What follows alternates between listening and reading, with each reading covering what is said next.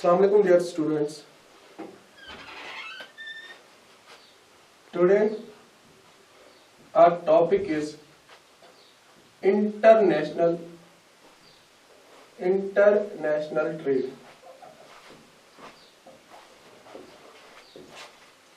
Class 12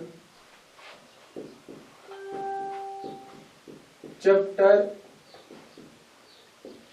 11.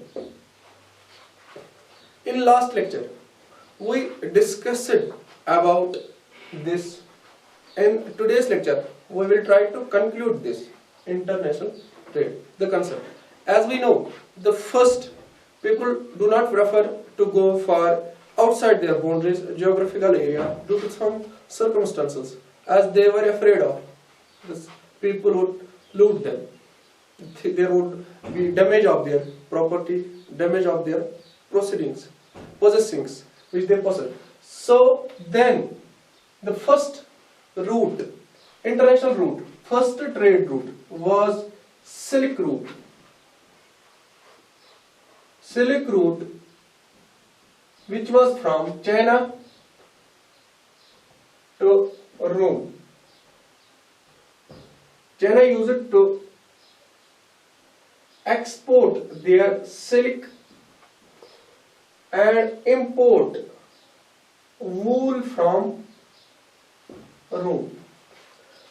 The countries in between, from China to Rome, as I earlier discussed, there come a number of countries in Central Asia, West Asia, Iran, Iraq. They were also part of this route. It was almost a 6,000 kilometer route. Then was another route which we discussed in a last video, was Cape of Good Hope. The route discovered by Vasco da Gama. When he discovered the way to India, he came through this route. The first route used by the Cape of Good Hope, used by any traveler, was used by Vasco da Gama. So this route was discovered by Vasco da Gama.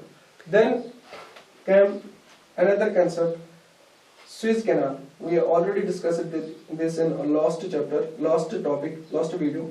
Suez Canal. This was also a trade route, constructed in 1869. This canal is the largest man-made canal, constructed in 1869. So this was also a trade route.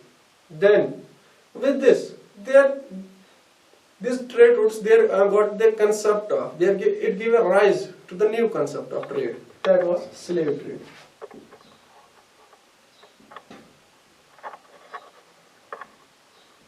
When Europeans find a way to India, Africa, North America, so they did, first of all, they did one thing. They captured the inhabitants of India, the innocent people of India, innocent people of South, this African continent, and give them and take them to the North America for their purpose, for the work which they were given. And they were given the mere wages, less wages, negligible wages for that. So the slave trade was also a trade used by the Europeans. This time it was known as slavery. So they did one thing, they bring the inhabitants of India, people of India, innocent people of India, and put them in between. If I look, this is North America, South America. Between them is the almost 27, more than 27 island groups. Jamaica, Cuba, and many more, which we called West Indies. Why did we call them this place West Indies? If that lies between North and South America continent, near American continent, because the European bring the Indian inhabitants forcibly and deported them in Cuba, the island group, one of the island of this island group, for the cultivation of sugar, for the work there. So over the period of time, over the passage of time, these the inhabitants of India, their ancestors, the West Indies, which we look this time, they are called West Indies. They live in North America, but still we call them in West Indies because their origin is from India. They were deported from India to these islands, especially in Cuba. This slave trade was first then banned by Denmark, then USA and Europe, respectively. Denmark was the first country which then abandoned this slave trade.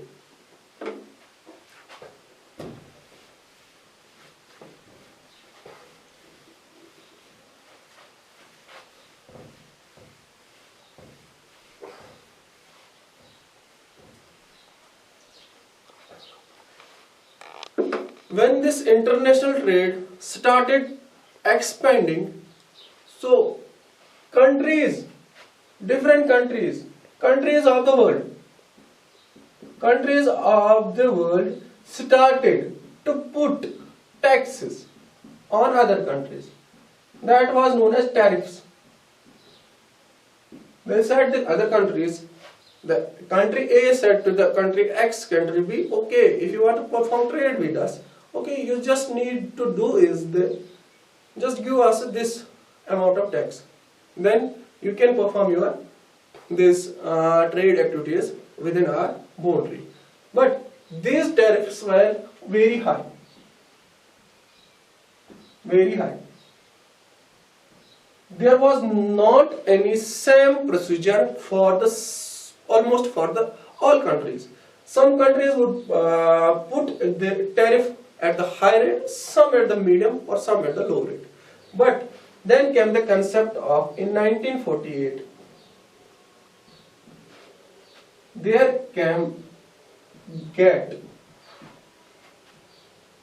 General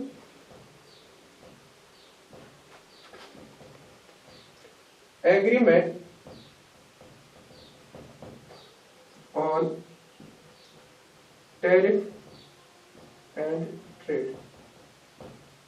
It was the agreement between the countries of the world. So they came to the conclusion, let's put the specific amount of tariff, specific amount of tax in terms of percentage in order to perform the trade activities. Thus in 1st Jan 1995, another concept was given, another idea was in the developing countries of the world. They started WTO, World Trade Organization. World Trade Organization with its headquarters at Geneva, Switzerland.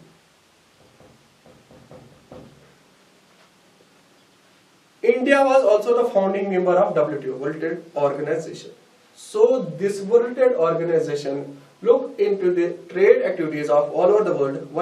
There are almost 193 countries this time in this WTO, World Trade Organization, and these World Trade Organization decide the taxes which any country can level, which any country can put on its trade activities.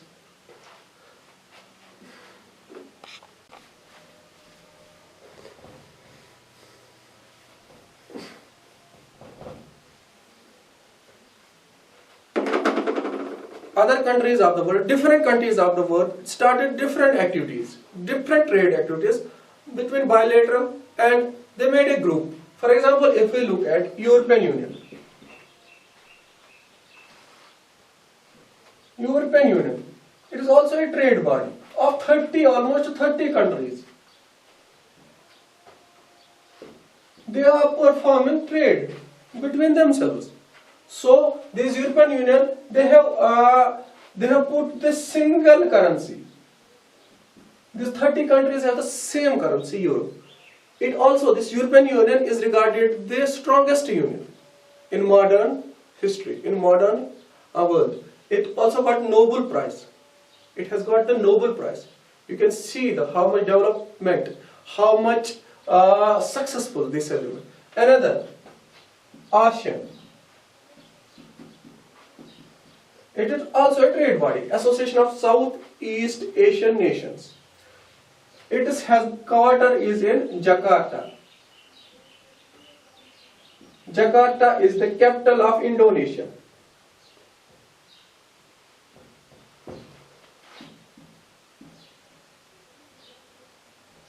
Association of Southeast